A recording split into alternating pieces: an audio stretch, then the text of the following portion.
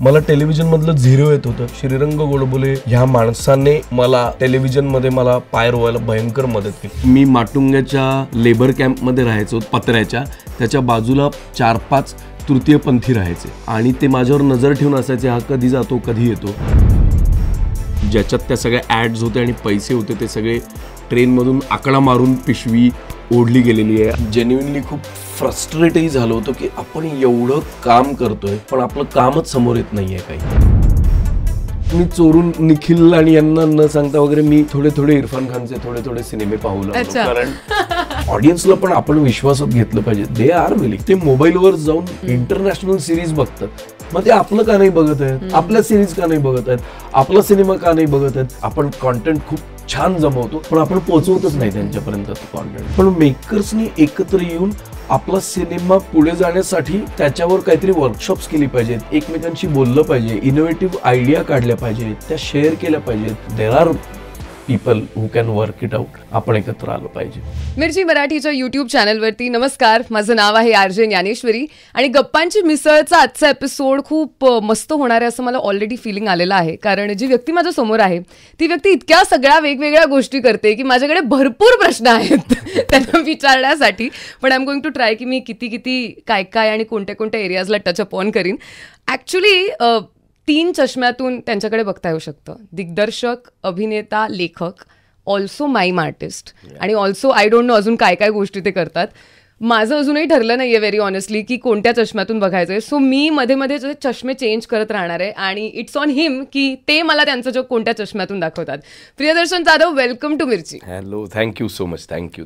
खूप छान वाटतंय की तुम्ही आज आलाय तिथे. आणि मी म्हटलं तसं की मला तर खरं कळत नाहीये की नक्की कोणत्या अँगलनी मी तुमच्या पर्सनॅलिटीकडे बघावं. सो मला तुम्ही सांगा की तुम्ही सध्या स्वतःकडे कोणत्या चष्म्यातून जास्त बघताय. मी सध्या स्वतःला अभिनेता आणि दिग्दर्शक या चष्म्यातून अधिक पाहतोय. लेखन थोडंसं मागे पडलंय. आणि दुसरी गोष्ट डिसिप्लिनच्या चष्म्यातून स्वतःला जास्त बघतोय. जरासं डिसिप्लिन्ड असावं. इतकी वर्ष मला काही ते जमलं नाही पण गेले 2-3 वर्ष मी बऱ्यापैकी ते मॅनेज करू शकलोय आणि त्याचे मला फायदेही खूप मिळत आहेत. सो मी सध्या तो चष्मा लावलाय आणि बाकी इतर मित्रांचा माझ्यावर वर चष्मा आहे, त्यामुळे काही प्रॉब्लेम नाही. Yes, that is Priyadarshan Jadhav for you. आता खरी सुरुवात झालेली आहे. पण मला सांगा सर की शक्तिमानचं निमित्त होतं जेव्हा आपण शेवटचे भेटलेलो स्क्रीनिंगला आणि मला फिल्म कशी वाटली ह्याच्याबद्दल तर लिहिलंच आहे. पण तुमच्या कॅरेक्टरविषयी मला हे जरूर वाटलं की ती जी हतबलता आहे ती दाखवताना तुम्ही इतका संयमी अभिनय केला होतात. कुठेही फार रडारड नव्हती. कुठेही जसं एखादा माणूस एखाद्या एक्स्ट्रीम परिस्थितीत असताना जो एक त्याच्यामध्ये सायलेन्स येतो तो तुमच्या पात्रामध्ये खूप छान जाणवला. सो या पात्रासाठी तुमच्या आयुष्यात अशी कोणती संयमी व्यक्ती आहे ज्याचा संयम तुम्ही मी वापरला असेल? संयमी व्यक्ती माझ्या व्यक्तिगत आयुष्यात मला असं काही पटकन पिनपॉइंट नाही करता येणार. कारण अशी खूप माणसं आहेत. एक माणूस पिनपॉइंट नाही करता येणार, टू बी प्रिसाईज. अशी खूप सारी माणसं आहेत की जी अत्यंत प्रतिकूल परिस्थितीमध्ये, अत्यंत ड्रेडफुल सिच्युएशनमध्ये काम कंपोज स्वतःला एकदम शांत ठेवून त्या सिच्युएशनला डील करत असतात. आत कितीही वादळ असो किंवा काही त्यांना आत वाटत असो. विशेषतः मला स्पोर्ट्स म्हणजे नाटक, सिनेमा आणि ह्या सगळ्या पलीकडे जाऊन खेळ खूप आवडतात. स्पोर्ट्स खूप आवडतो. तर मला सगळ्या पद्धतीचे स्पोर्ट्स आवडतात. मेजरली मला असं अमुक एक स्पोर्ट आवडत नाही असंही होत नाही. मला अगदी बिलियर्डसुद्धा आवडतं आणि मला त्यातलं कळतं सुद्धा आणि खेळता सुद्धा येतं. त्यामुळे असं नाही की नुसतं बघायचं. तर स्पोर्ट्समध्ये मला असं वाटतं खरा पेशन्स काही क्षणापुरता का होईना प्रचंड टेस्ट होतो. एक मला असं वाटतं की मी एक आउटर लेअर तिथून घेतला असं मला वाटतं. म्हणजे मी काय असं ठरवून नाही केलं, पण तो सबकॉन्शियसली तिथून आला असावा माझ्या बघण्यातून, ऑब्झर्वेशनमधून असं एक. आणि दुसरी गोष्ट, मी भयंकर आजारी पडलो होतो एकदा 2016 आणि माझं काहीच होईना. म्हणजे मी आईला म्हटलं आता मला काही आता हे आजारपण झेपत नाही आहे. इथपर्यंत ते सगळं प्रकरण गेलं. आणि माझे जे डॉक्टर होते त्यांचं नाव अमित अशोक सराफ असं त्यांचं नाव होतं. माझ्या डॉक्टरचे नाव नेमकं अमित अशोक सराफ असं निघालं. आणि त्यांना मी पाहिलं आणि ते इतके प्लेझंट आणि ते इतके पॉझिटिव्ह होते. त्यांनी असं मला पाहिलं आणि ते म्हणाले, रडू नकोस, 27 ऑक्टोबर आहे, 6 नोव्हेंबरला तुला डिस्चार्ज मिळणार आहे आणि मी तो देतो. मी सांगेन तेवढंच करायचं, बाकी काही नाही करायचं, झोप आता, एवढंच ते म्हणाले. आणि त्यांनी गोळ्या दिल्या, काही गोळ्या सजेस्ट केल्या आणि त्यांनी लिटरली मला 6 नोव्हेंबरला मला डिस्चार्ज मिळाला होता. सो त्या माणसाकडे बघितल्यावर मला असं वाटतं सबकॉन्शियसली पण असं मला वाटतं की अनेकदा किती पेशंट्स दंगा करत असतील किंवा डॉक्टर्स किती काय कुठल्या ट्रॉमॅटिक सिच्युएशनमधनं जात असतील, but they have to keep it cool. They have no option. त्यांचं प्रोफेशन तसं आहे. मी फक्त डिव्हाइस, ॲक्टर म्हणून, डिव्हाइस म्हणून अशा अनेक छोट्या छोट्या गोष्टींमधून त्याच्याकडे बघतो. माझ्या व्यक्तिगत आयुष्यात मी असं एका माणसाला पिन पॉईंट नाही करू शकत. खूप सारे असे लोक आहेत की जे म्हणजे मायक्रो लेवलच्या छोट्या गोष्टींमध्ये जे उत्तम काम करू शकतात ना, ते मला असं वाटतं जास्त फॅसिनेटिंग वाटतात मला. वाव. पण सर, तुम्ही खूप कमी वयात मुंबईत आला होतात आणि त्याची एक वेगळी गोष्ट आहे, राईट? तुम्ही जेव्हा मुंबईत आलात तेव्हा या शहराने तुमच्यासोबत कसं ॲडजस्ट केलं आणि इव्हेंच्युअली तुम्ही या शहरासोबत कसं ॲडजस्ट केलं किंवा केलं का? खूप मोठा प्रश्न आहे ग. म्हणजे कारण असं आहे की मला आता कोल्हापुरात राहून कमी वर्ष झाली आणि मुंबईत राहून जास्त वर्ष झाली. पहिला मला असं वाटतं उल्लेख करावा लागेल की माझ्या आईची मैत्रीण आहे साधना पुरोहित नावाची, चेंबूरला घर आहे तिचं. तर साधना मावशीकडे मी एक जवळजवळ 4-1 वर्ष राहिलो होतो, 4 ते 5 वर्ष. सो मला मुंबईत घर मिळालं, आयतं घर मिळालं, आयतं खायला मिळालं.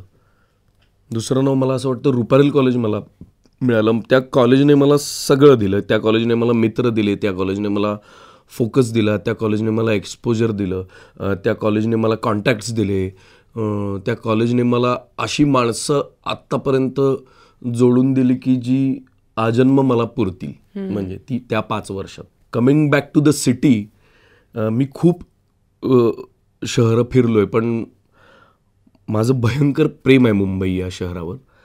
मी ज्या वयात आलो तेव्हा एखाद्या माणसाला पटकन उचलून तुम्ही न्यूयॉर्क किंवा कॅलिफोर्नियाला एका रात्रीत असं उचलून टाकलं की आजपासून तू कॅलिफोर्नियात किंवा न्यूयॉर्कमध्ये, तर त्याचं जे होईल छोट्या शहरातून आल्यानंतर ते माझं मुंबईत झालं. मला आजही मुंबई तेवढीच भव्य दिव्य वाटते. मी त्याची डार्क साईडही बघितली आहे, मी त्याची पॉझिटिव्ह बाजूही बघितली आहे. मी वामा कम्युनिकेशन्स नावाच्या मुंबईत एका ॲडव्हर्टायझिंग एजन्सीमध्ये पूर्वी काम करायचो, जस्ट बिकॉज मला पैसे हाताशी असावेत. नॉट असं नव्हतं की मला घरून पैसे मिळत नव्हते, but I wanted to explore की काय होतं आणि काय नाही. सो ट्रेनने नाटकाच्या जाहिराती जाऊन न्यूजपेपर्सना द्यायच्या असं ते काम होतं. सो त्याच्यात मी खूप माणसं ऑब्झर्व केली. एकदा माझी ज्याच्यात त्या सगळ्या ॲड्स होते आणि पैसे होते ते सगळे ट्रेनमधून आकडा मारून पिशवी ओढली गेलेली आहे असे सुद्धा काही. आणि त्याची दुसरी बाजू अशी आहे की त्याच्याबद्दल कुणी काही बोललेलं नाही. म्हणजे 1999ला 7,500 रुपये जाणं वॉज अ बिग डील. पण मावा कम्युनिकेशन्स नावाची ती कंपनी होती, लिमये नावाच्या त्या बाई होत्या ॲडव्हर्टायझिंग एजन्सी सांभाळायच्या, एका शब्दाने काय त्या बोलल्या नाहीत. त्या म्हणाल्या बसला ना तुला झटका, ठीक आहे तू कंटिन्यू कर काम, काही प्रॉब्लेम नाही, पण महत्त्वाचं म्हणजे तुझा जीव वाचला. तू ट्रेनमधनं पडला असतास तर ते अधिक महागात पडलं असतं. किंवा मला एकदा माहिती नव्हतं, मी सायन्स स्टेशनला उतरलो आणि मी नेमका उलट्या बाजूला गेलो आणि चुनाभट्टीच्या झोपडपट्टीतून चालत मी चेंबूरपर्यंत पोचलो मुंबईत आल्या आल्या महिन्याभरातच. म्हणजे हे झालं होतं जे मला काहीच माहिती नव्हतं. किंवा मी माटुंग्याच्या लेबर कॅम्पमध्ये राहायचो, तर माझ्या घरात म्हणजे मी ज्या काय आपण म्हणू रूममध्ये राहायचो पत्र्याच्या, त्याच्या बाजूला 4-5 तृतीयपंथी राहायचे आणि ते माझ्यावर नजर ठेवून असायचे, हा कधी जातो कधी येतो. आणि एक दिवस त्यांनी असं एक रात्री 11-11:30 वाजता दरवाजा वाजवला आणि त्यांनी चौकशी केली माझी की तू सकाळी 6:30-7ला निघतोस, रात्री 2ला येतोस, कुठे जातोस. तर मला आधी भयंकर टेन्शन आलं या गोष्टीचं, की असं का विचारतायत. आणि असं लक्षात आलं की ते म्हणाले नाही काय आहे.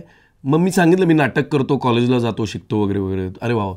तर ते म्हणाले नाही आम्ही 16-17 जण आहोत आणि आम्ही एवढ्या खोलीत 16-17 जण राहतोय आणि तू इथे नसतोस दिवसभर, तर तू चावी ठेवून जात जा आणि आम्ही राहतो इकडे आणि बिलिव्हस की काही तुझं चोरीला जाणार नाही किंवा आम्ही काय मिसयूज करणार नाही असं ते म्हणाले. काय माझ्या डोक्यात आलं मी तुला खरं सांगतो, मी दुसऱ्या दिवशी चावी ठेवली आणि ते येऊन राहू लागले माझ्या खोलीत. नंतर तर मी 7-7:30ला आल्यावर ते खाली असायचे आणि मी बेडवर असायचो. एकही चुकीची गोष्ट केली नाही. खिशातले 50 पैसेसुद्धा चोरीला गेले नाहीत. माझ्याकडे तेव्हा पेजर होता, तेव्हा पेजर नवा आला होता आणि मी घेतला होता पेजर आणि ते मला PCOवरनं पेजरवर मेसेज टाकायचे की आज बुर्जी पाव आणलं आहे, आज पावभाजी आणली आहे, आज काय खिमा आणला आहे आणि तुझ्यासाठी ठेवलं आहे. सो ते मला ठेवायचं आणि ते ॲक्च्युली ठेवायचे. आणि आत्ताही माटुंगा लेबर कॅम्पवरनं जाताना एखाद दुसऱ्या वेळेला कोण ना कोणतरी त्यांच्यापैकी भेटतंच. ॲट द सेम टाईम इतक्या सुंदर गोष्टी आहेत या शहराच्या. म्हणजे हे इतकं जबरदस्त शहर आहे की हे शहर तुम्ही ठरवलं, तुम्ही जर ठरवलं की मला अमुक एक गोष्ट करायचीच आहे आणि ती मी करणार, तर हे शहर तुम्हाला करू देतं. तुमच्यात ते नसेल तर ते होणार नाही, पण हे शहर करू देतं. मला फिल्म डिरेक्शन करायचं होतं, मी फिल्म डिरेक्शन करतो. मला फिल्म रायटिंग करायचं होतं, मी फिल्म रायटिंग करतो. मला ॲक्टिंग करायची होती, मी ॲक्टिंग करतो. मला घर हवं होतं, मला घर मिळालं. मला जे मी विश केलं होतं ते सगळं मिळत गेले. आणि मला माहिती आहे मी पुढे जाऊन हिंदी सिनेमा डिरेक्ट करणार आहे आणि इंग्लिश सिनेमा डिरेक्ट करणार आहे आणि उत्तमच करणार आहे. तो ह्याच कॉन्फिडन्सवर आहे की मी ह्या शहरात आहे म्हणून. ह्या शहरात मी नाही तर हे खूप डिफिकल्ट आहे. वाव, हे कमाल आहे. एवढा विश्वास एखाद्या शहरावरती. म्हणजे बऱ्याच वेळेला असं होतं ना सर की आपल्याला लक्षात येत नाही की आपण जिथे राहतोय त्या परिसराचा पण आपल्यावरती खरं तर किती परिणाम होतोय. वी कांट एक्झिस्ट इन सेक्लुजन, असं की मी माझं आहे, नोबडी इज अफेक्टिंग मी, असं होत नाही. त्यामुळे माझ्या बाजूने सुद्धा जेवढं या शहरासाठी मला करता येईल तेवढं छोटं मी करतच असतो. जे मला करता येईल ते मी या शहरासाठी करतोच, कारण माझं ते भयंकर आवडीचं आणि प्रेमाचं शहर आहे. कमाल. पण जसं तुम्ही म्हणालात की मुंबईत तुम्हाला अशी खूप रँडमली माणसं भेटली जी तुमच्याशी चांगलं वागली, लाईक बेसिक चांगलं वागली, मोर देन चांगलं वागली, तुमच्यासाठी काहीतरी केलं. पण जेव्हा तुम्ही सुरुवात करत होतात अशी कोणती माणसं होती सर ज्यांचा तुमच्यावर तेव्हा विश्वास होता जेव्हा तुमचा स्वतःवर नव्हता विश्वास? माझा एक मित्र आहे, विवेक गोरे नावाचा ॲक्टरच आहे. मी 10वी फेल झालो आणि मी एका नाटकाच्या वर्कशॉपसाठी मुंबईत आलो. सो माझ्या आईवडिलांनीही तसं कधी अडवलं नाही की अरे फेल झालास आणि आता नाटक करायला निघालास, असं काहीच घरी झालं नाही. ते म्हणाले तुला काय करायचं आहे काय, जा करून बघ म्हणाले. मी मुंबईत आलो, मी नाटकाचं वर्कशॉप करू लागलो. तिकडे विवेकची भेट झाली आणि विवेक म्हणाला जाऊ नकोस कोल्हापुरात परत आणि थांब. तर मला असं काहीच नाही, मी 2 महिन्यांसाठी आलो होतो. म्हटलं अरे मला ॲडमिशन. तो म्हणाला तुला कुठे पाहिजे ॲडमिशन? तो म्हणाला मी ज्या कॉलेजमध्ये त्या कॉलेजमध्ये तो ॲडमिशन घे, तिकडे नाटक खूप स्ट्रॉंगली केलं जातं. म्हणजे रुईया, रुपारेल, डहाणूकर, साठे, मुंबईत खूप मोठ्या स्पर्धा होतात. आणि एक दिवस त्याने मला फोन केला घरी आहे आणि त्याने मला सांगितलं हा फॉर्म भरला आहे, ही सही झाली आहे, झाली तुझी ॲडमिशन, जा. त्याने काय केलं, मला ती ॲडमिशन कशी मिळाली, माझं डबल सर्टिफिकेट असताना रुपारेलला मला ॲडमिशन कशी मिळाली हे आज ताग्यात त्याने मला सांगितलेलं नाही आहे. पण त्याला कॉन्फिडन्स होता की मी चांगलं काम करू शकतो. किंवा मी पहिली एकांकिका करत होतो तेव्हा सुचित्रा बांदेकर आल्या होत्या, कारण त्या रुपारेलच्या होत्या आणि विवेकने ती एकांकिका बसवली होती. आणि सुचित्रा बांदेकर असं त्यावेळेला, मी हे 97-98चं सांगतोय, की त्यांनी फक्त असं म्हणाले तू छान करतोस एवढंच त्या म्हणाल्या. आता हेही मी कधी त्यांच्याबरोबर शेअर नाही केलं इतक्या वर्षात, but that gave me immense confidence. मला काही ॲक्टिंगचं पुढचं मागचं माहिती नसताना चेतन दातारने सांगितलं सत्यदेव दुबेंकडे जा. मला NCPAची लाईफलॉंग मेंबरशिप चेतनने देऊन टाकली. वाव. म्हणजे अशी मेंबरशिप की हां ही लायब्ररी, हे इथे म्युझिक आणि इथे ही लाईफलॉंग मेंबरशिपचं हे कारण, जा आता तू येत जा इकडे कधी आणि तू कर काय तुला. माझे पैसे जे काय होते ते पण चेतनने भरले होते.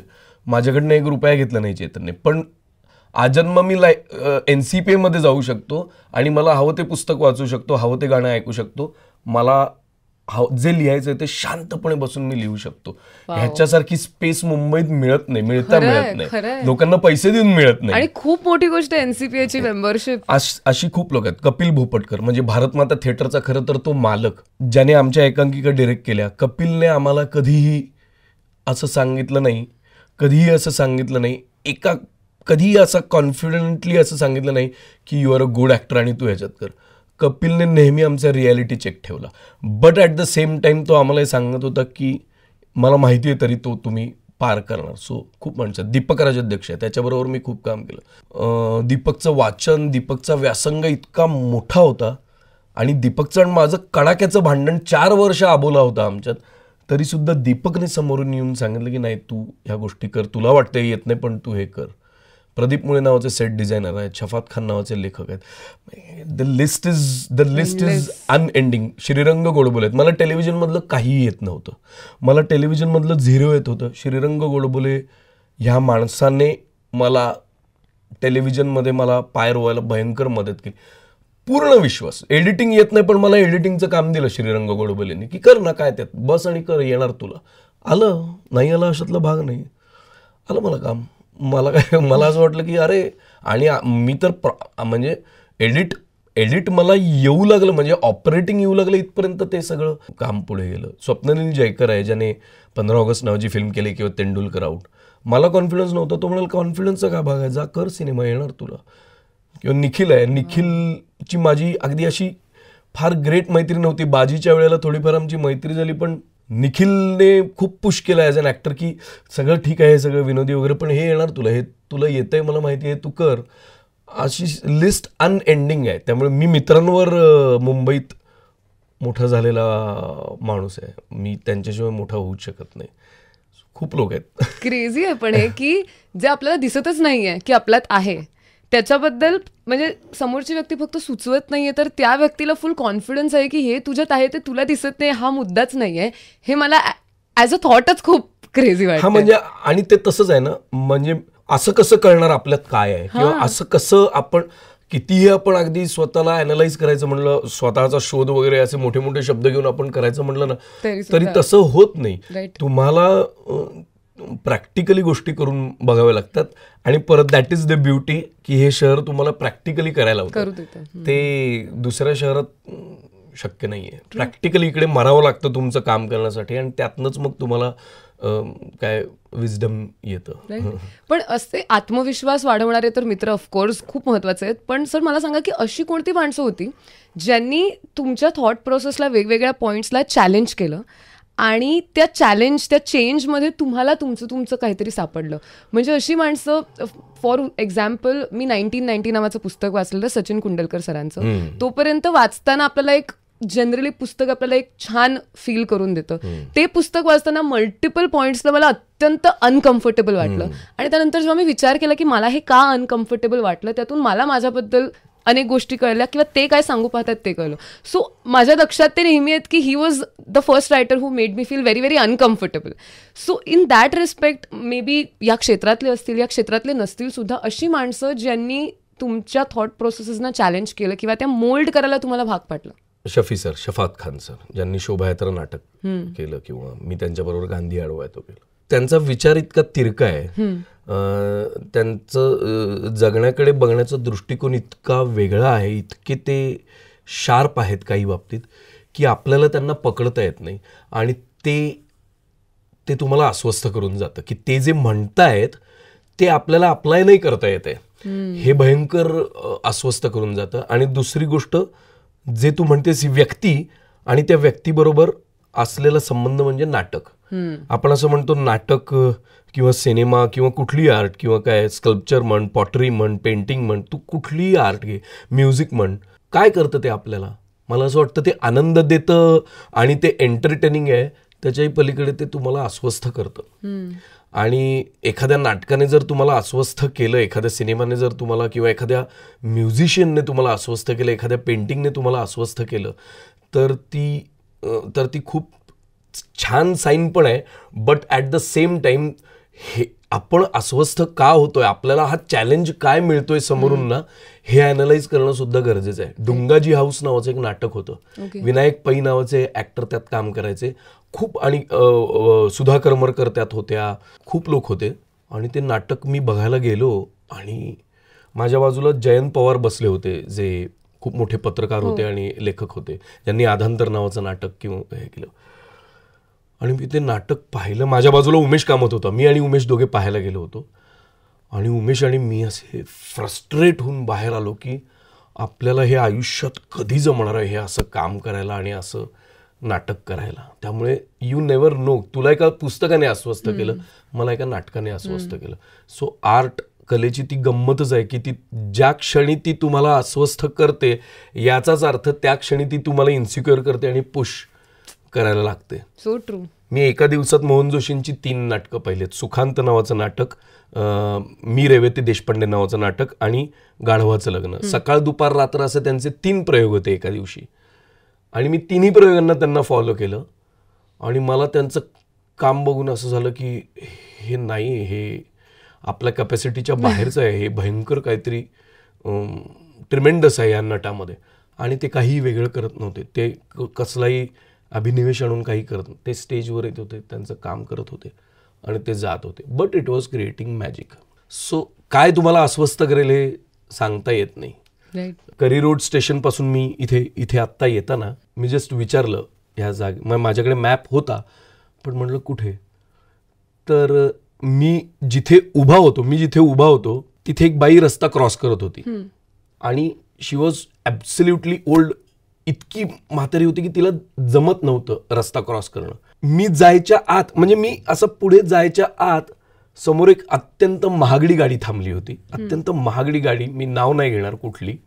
त्या गाडीतून एक बाई उतरली, गाडी चालू होती तिची सिग्नलला. तिने तिला हात दिला, तिला क्रॉस केलं, ती गाडीत बसली आणि मग ती निघून गेली. सो लक्षात घे, हे सुद्धा अस्वस्थ करून जाणार आहे भयंकर. आपलं जे परसेप्शन आहे लोकांबद्दल की अरे कोणी कुणाला मदत करत नाही किंवा काय, असं काही नसतं रे. तर मला नाही वाटत असं काय असतं. हे पण अस्वस्थ करून जाणार आहे मला की आहेत अशी करोडो माणसं जी भयंकर बदल घडवू शकतात जगात, छोटासा का होईना. क्रेझी उदाहरण आहे. आणि खूप लोक होते, कुणी मदतीसाठी तसं कुणी पुढे आलं नाही, पण ती बाई उतरली. तिने प्रॉपर त्या बाईला रस्ता क्रॉस करून दिला.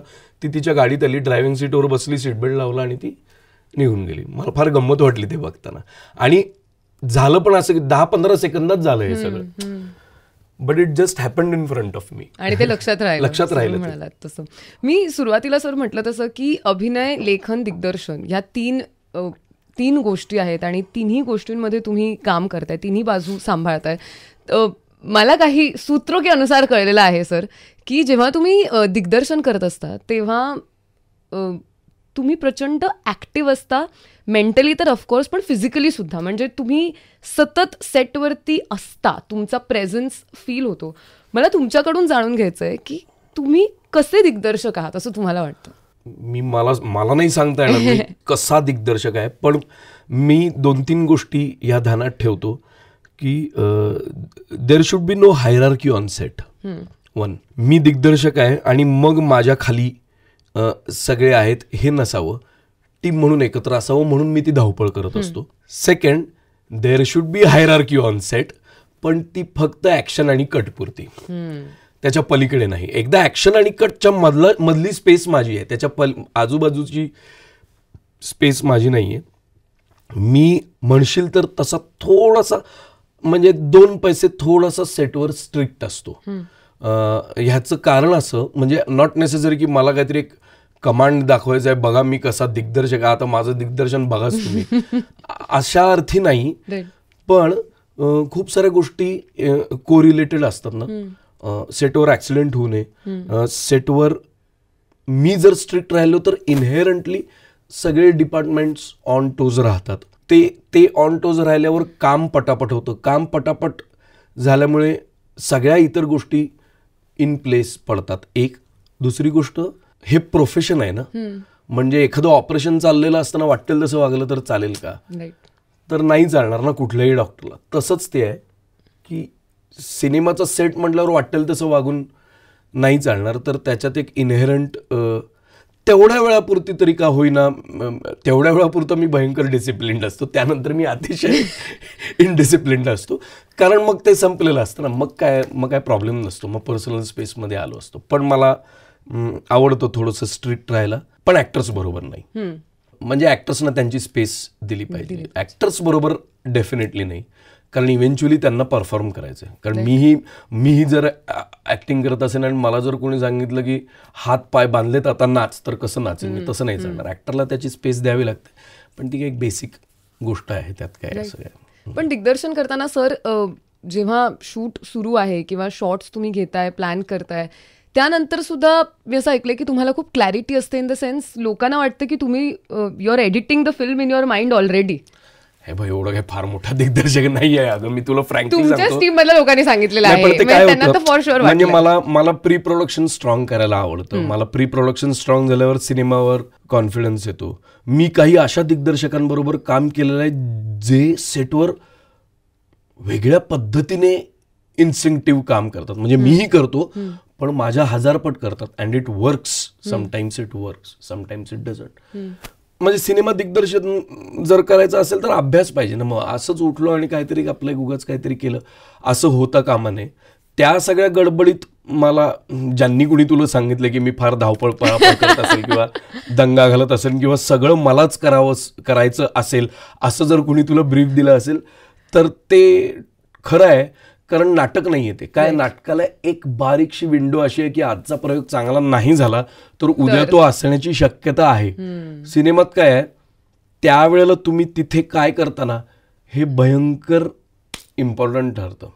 तुमची सिनेमाची वाईब, तुमचं काम, तुमच्या सिनेमाचं म्हणजे सिनेमा शूटचं वातावरण, तुमच्या सिनेमातले को रिलेशन्स, तुमचे हे सगळं तुमच्यातला एक अंश पडद्यावर उतरतो असा माझा बिलीफ आहे.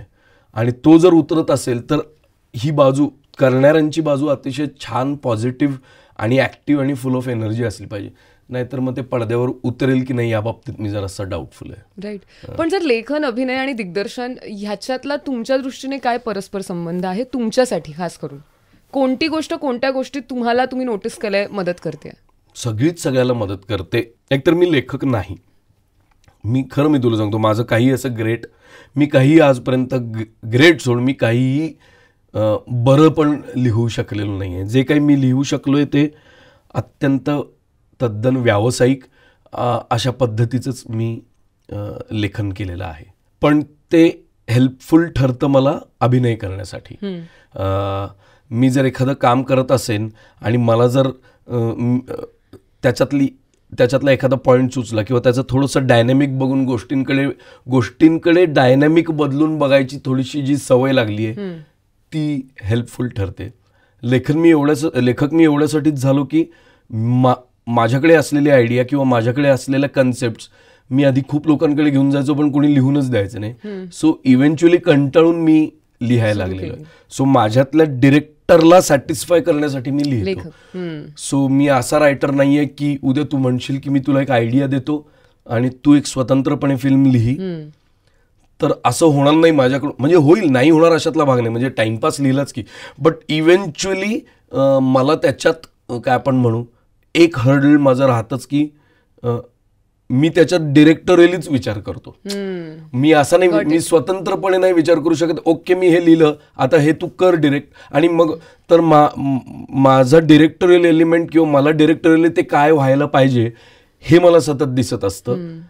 आणि मग ते तसं होत नसलं की मग माझं असं होतं, अरे नाही मला असं लिहिताना तर असं अभिप्रेत नव्हतं. पण मी अडूनही राहत नाही फार, कारण इव्हेंच्युअली सगळ्याच गोष्टी सगळ्याच ठिकाणी वर्क होतील असं काही नाहीये. Right right. सर, या क्षेत्रामध्ये इन जनरल लवचिक असणं कुठेतरी महत्त्वाचं आहे, कारण टाईमलाईन्स बदलत असतात, शेवटच्या क्षणी गोष्टी चेंज होत असतात.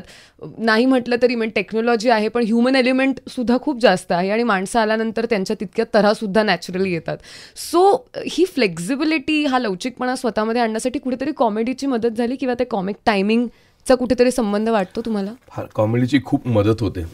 कॉमेडीची म्हणजे कॉमेडी असं आपण त्याला संबोधू नये, पण ह्युमर ना तुम्हाला कुठल्याही आणि कसल्याही सिच्युएशनमधून बाहेर काढू शकतो. थोडंसं गोष्टींकडे ना ऑब्जेक्टिव्हली बघायला शिकवतो ह्युमर. ह्युमर तेव्हाच क्रिएट होईल जेव्हा तुम्ही अत्यंत ट्रॅजिक सिच्युएशनमध्ये आहात पण तरीही तुम्ही त्याच्याकडे थोडं ऑब्जेक्टिव्हली बघू शकताय. मग त्यातनं ह्युमर निघण्याची पॉसिबिलिटी अधिक होते. फॉर एक्झाम्पल, सिनेमाचं शूटिंग असेल तर सेटवरचं वातावरण हसत खेळत राहतं. लोक मग कधी कधी अत्यंत घाणेरडे पिजे होतात किंवा अत्यंत घाणेरडा विनोद होतो सेटवर, पण तरी म्हणजे हसत खेळत राहतात लोक. मुळात काय आहे की काहीतरी एक भयंकर आपण काहीतरी सिरियस करतोय आणि वातावरण भयंकर सिरियस राहिलं पाहिजे असंही होत नाही. एक तो भाग हाताशी राहतो. दुसरी गोष्ट, मला वैयक्तिकदृष्ट्या माणूस म्हणून ह्युमर भयंकर हेल्पफुल ठरतो. मला आता थोडंसं त्याच्या आजूबाजूला जे काय छोटं मोठं काम केलंय त्यामुळे मी ना इव्हेंच्युअली ना कुठलीही गोष्ट गरजेपेक्षा जास्त सिरियसली घेत नाही आता. सो मी ते थोडंसं गमतीच्या दृष्टीनेच बघतो. काही म्हणजे एक्स्ट्रीम ट्रॅजिक सुद्धा घडलं किंवा एक्स्ट्रीमली मनाच्या विरुद्ध सुद्धा घडलं किंवा न पटणारं जरी घडलं तरी मी त्याला गमतीने पाहायला आता मला ह्युमर त्याला फार गमतीने पाहायची दृष्टी देतो.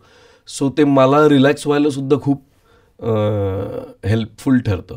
I am sure. आणि मला असं वाटतं की तुम्ही ते इतक्या वेळा म्हणजे प्रोफेशनली प्रॅक्टिस केलं असेल पण नाही म्हटलं तरी कुठेतरी त्या अप्रोचचा तो अप्रोच आपल्यामध्ये येतोच की. का नाही येणार? तो 100% येणार. म्हणजे मी जर फक्त उथळ विनोद करत राहिलो, मी जर फक्त सगळ्याच सिच्युएशनला मी हलक्यातच घेणार आणि मी सगळ्यात नुसती गंमतच करणार असं मी जर ठरवलं तर इव्हेंच्युअली माणूस म्हणून मी थोडा होत जाईन तसा. बरोबर. कुठे कुठल्या वेळेला आणि किती हा जो भाग आहे ना हा सुद्धा भयंकर महत्वाचा आहे की कुठे थांबायचं. मुळात ह्युमरमध्ये कुठे थांबायचं हे खूप महत्वाचं आहे. मी एक नाटक केलं होतं शांतेचं कार्ट चालू आहे नावाचं आणि त्याचा अमेरिकेत प्रयोग होता. आणि विक्रम वाटवे नावाचे खूप मोठे लेखक आहेत ज्यांनी चंद्रपूरच्या जंगलात नावाचं एक नाटक लिहिलं होतं. एड्सवरचं ते नाटक होतं जे हिंदीत दस्तक नावाने झालं त्यावेळेला. आणि ते नाटक पाहायला आले होते आणि त्यांनी माझं नाटक पाहायला आम्ही त्यांच्या घरी गेलो अमेरिकेतल्या आणि ते म्हणाले ये ना जरा गप्पा मारूया म्हणून. आणि त्यांनी असं माझ्याकडे पाहिलं आणि म्हणाले आता थांब. तर मला 2 मिनिटं कळलं नाही म्हणजे काय.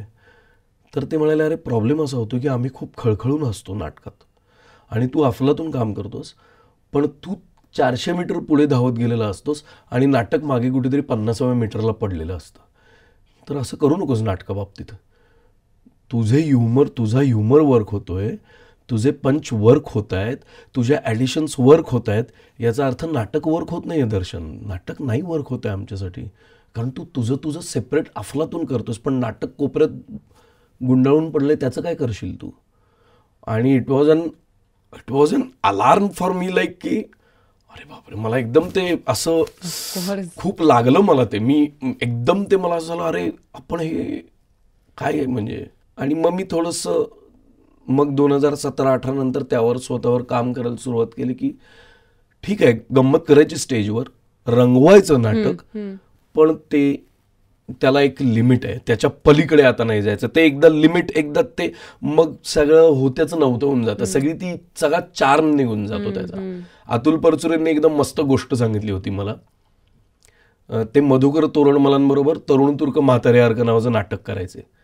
तर मधुकर तोरणमलांनी अतुल परचुरेंना असं सांगितलं की नाटक ब्लॉसम होण्यापुरतं छान करावं. ते ब्लॉसम व्हायला पाहिजे. म्हणजे ते ब्लॉसम झालं की यू शुड स्टॉप.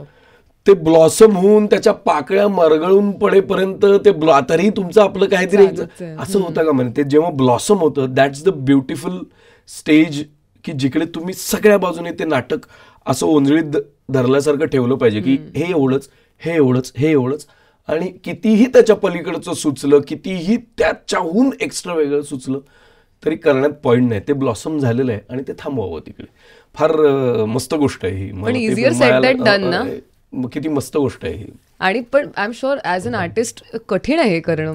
कारण एस्पेशली जेव्हा तुम्ही म्हणालात तसं की तुम्हाला सुचतंय आणि तुम्हाला माहिती आहे की हे वर्क होणार आहे तेव्हा टू कन्व्हिन्स युअर सेल्फ की मी नाही करणार आहे आता is such a difficult thing. ह्या 2 प्रसंगांच्या आधी माझे मित्र मला अनेकदा असं सांगायचे दर्शन घेऊ नकोस ॲडिशन किंवा दर्शन हे करू नकोस. आणि माझं असं व्हायचं अरे पण हसतायत ना लोक, मज्जा तर येते ना लोक, एंड गोल जो आहे मज्जा येते लोक. पण मी स्वतः लेखक दिग्दर्शक स्वतःला म्हणवतो पण तरीही मला हे कळत नव्हतं की अरे इथे गडबड आहे. हसतायत लोक, हसतायत याचा अर्थ ते प्रत्येक वेळेला एन्जॉयबल असं नाही पण नाटक म्हणून त्याची जी मजा आहे किंवा ती मिस होतेच आहे ना. So I stopped. मग मी आता नाही करत. आता वस्त्रहरणमध्ये सुद्धा मी काही पदरची वाक्य बोलतो पण मी तेवढीच बोलतो. मी आता गेले 11 प्रयोग मी दुसरं काही बोलत नाही. मी तेच बोलतो आणि मी दुसरं बोलणार नाही कारण I am happy with the way it is now. Right, absolutely. तुम्ही जे हे म्हणालात की कुठे थांबायचं ते कळलं पाहिजे, त्याच्यावरून मला हे विचारायचं आहे की बऱ्याच वेळेला असं होतं की एक कलाकार किंवा कोणीही नाही म्हटलं तरी गिव्हर असतो. सतत आयदर तो परफॉर्म करत असतो, तो स्वतःचा परफॉर्मन्स देतोय, किंवा जसं आपण मगाशी बोलत होतो कोणत्याही फिल्म नंतर प्रमोशन असतं तिकडेही तुम्हाला द्यायचंच असतं, कारण you have to sell your product. त्यामुळे तुम्ही सतत एनर्जी देताय. ही सगळी एनर्जी चॅनलाइज करून कुठल्या माध्यमात किती कुठे वापरायची आणि कुठे नाही द्यायची एनर्जी, हे कळण्याचं पण एक वेगळं तंत्र आहे का? आणि how do you look at it? नाटक, सिनेमा, सिरियल काही असेल आर्ट फॉर्ममधलं, तिकडे मी 100% एनर्जी देतोच. कुठे नाही द्यायची एनर्जी हे माझं नक्की ठरलेलं आहे की मी निगेटिव्ह एनर्जीला कुठलीच एनर्जी देत नाही. It's not about just trolling, it's not about just तुमच्याबद्दल लोक काहीतरी वेडवाकडं वाईट बोलतात, आणि पण जेवढी ॲक्शन होईल तेवढी रिॲक्शन येणार, जेवढी ॲक्शन होईल तेवढी रिॲक्शन येणार. हा बेसिक नाटकातला सुद्धा रूल आहे ॲक्शन रिॲक्शनचा. तर किती रिॲक्ट व्हायचं, त्याला किती एनर्जी द्यायची, ह्याला मी स्वतःला बंधनं घालून घेतलीत. मी एक साधारणतः 4 वर्षांपूर्वीपर्यंत मी फेसबुकवर होतो, आता मी फेसबुकवर नाही, किंवा मी सोशल मीडिया एक्सटेन्सिव्हली वापरत नाही.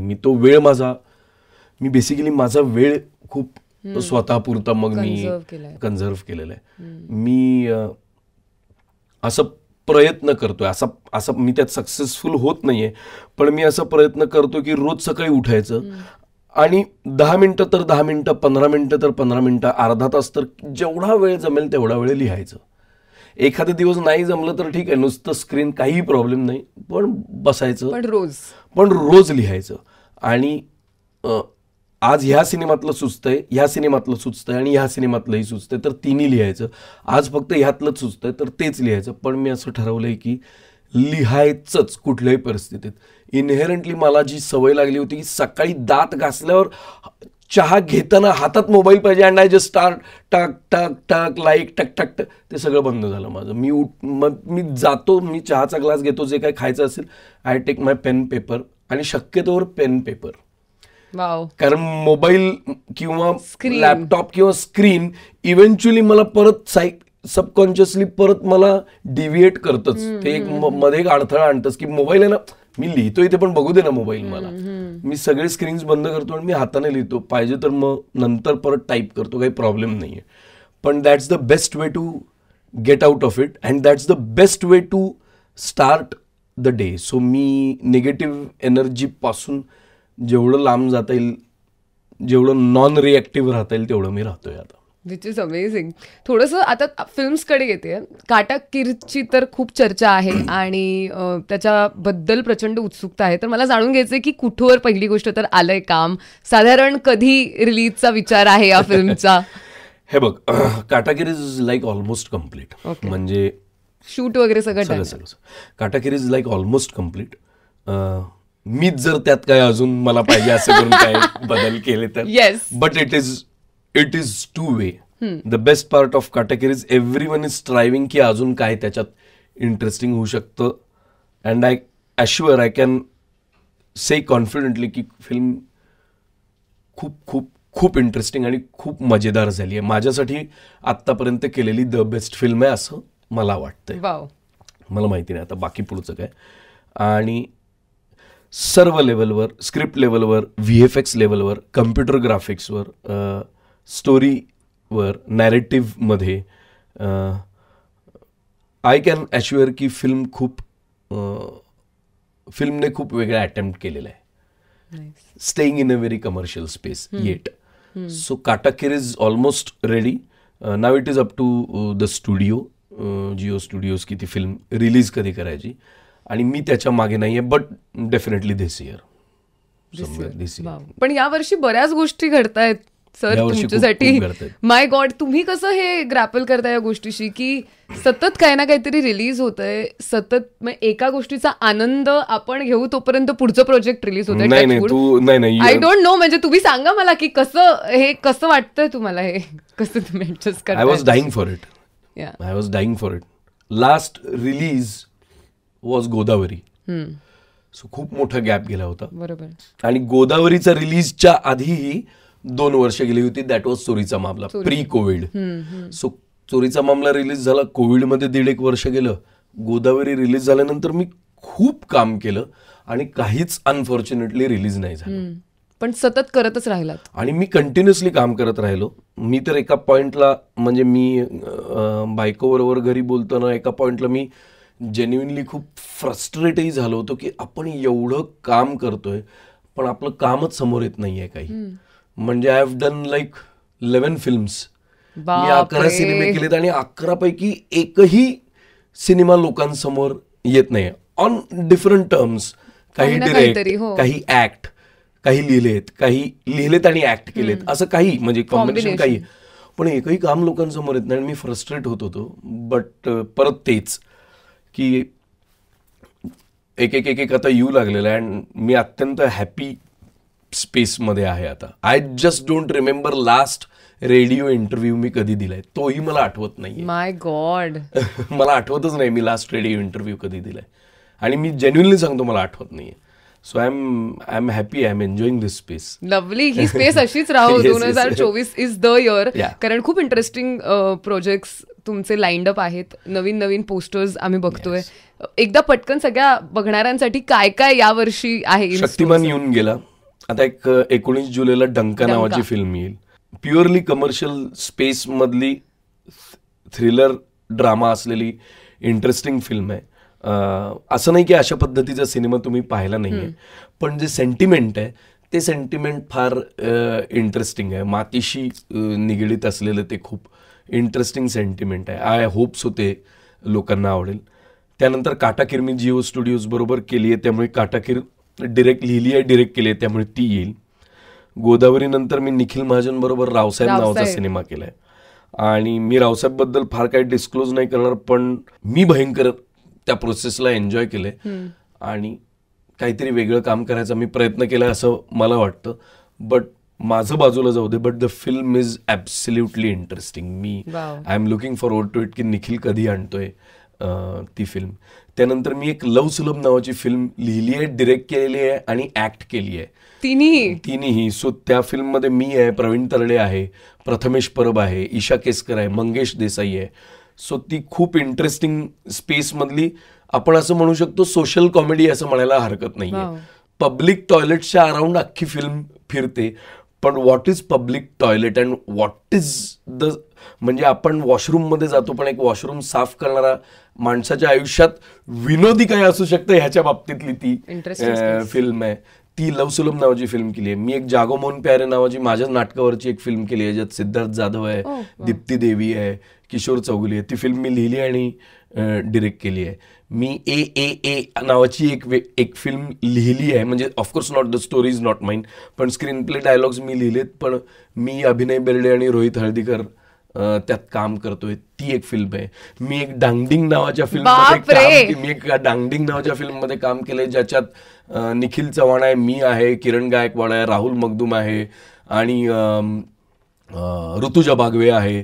अमोल गोळेंनी ती डिरेक्ट केली आहे. त्यामुळे ती ए नावाची फिल्म आहे, ती मी केलेली आहे. मी विजय मोरे बरोबर एक हिंदी फिल्म लिहिलेली आहे. सो आय होप सो ती विजय बरोबरची, कारण मी खूप एन्जॉय केली आहे ती प्रोसेस. विजयने गल्ली बॉयचे डायलॉग्स लिहिले होते आणि मी विजयचा आत्ता नाही आधीपासून तो थिएटर करत असल्यापासून मी त्याला बघत आलोय. आणि one day he called me आणि तो म्हणाला की आपल्याला एक फिल्म लिहायची आहे. अँड आय वॉज देअर की अरे तू ते पैसे बिसे ते सगळं नंतर आय जस्ट जम्प्ड.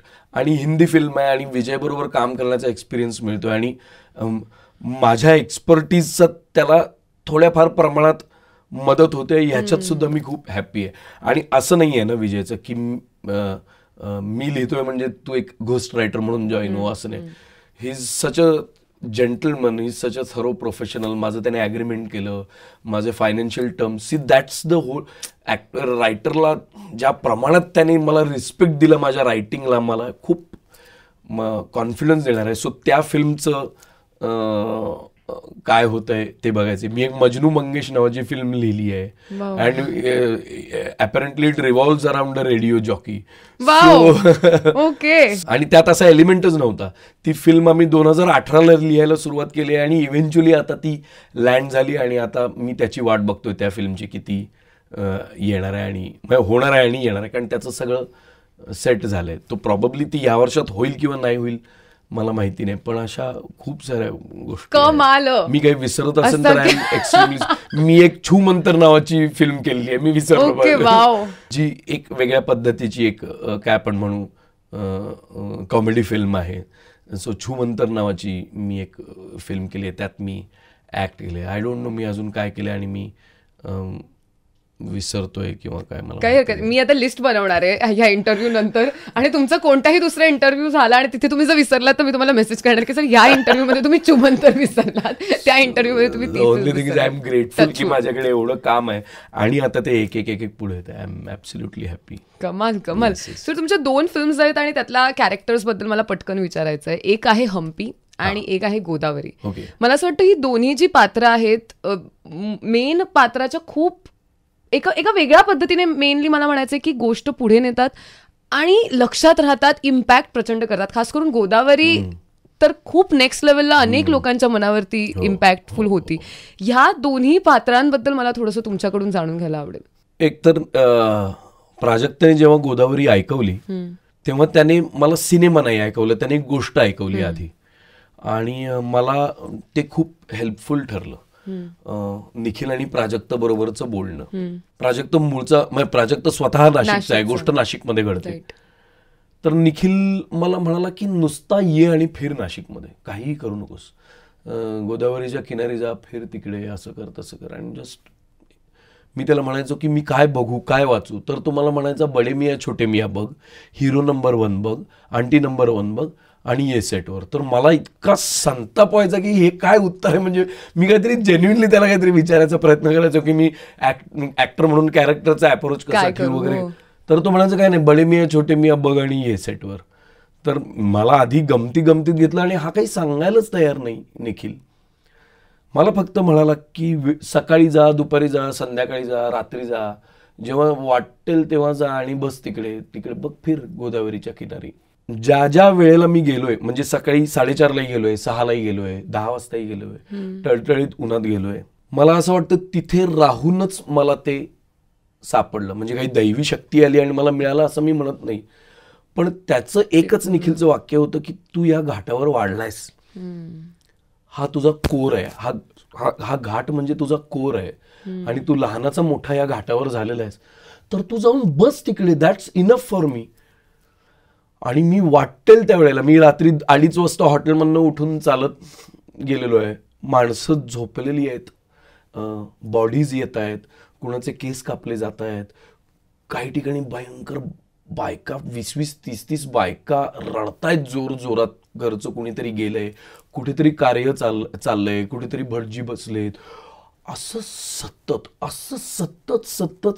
सतत.